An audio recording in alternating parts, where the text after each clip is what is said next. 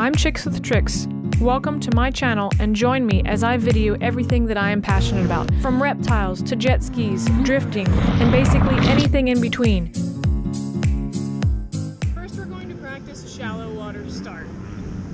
And this is the shallow water knee and tray start. Put your lanyard in.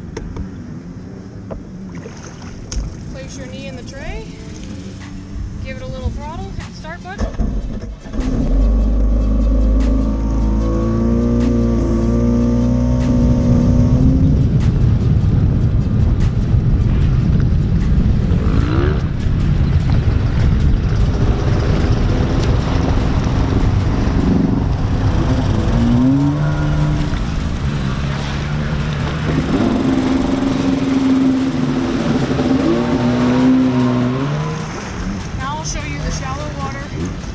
Belly start. Put your lanyard in. Your bars. Get comfortable.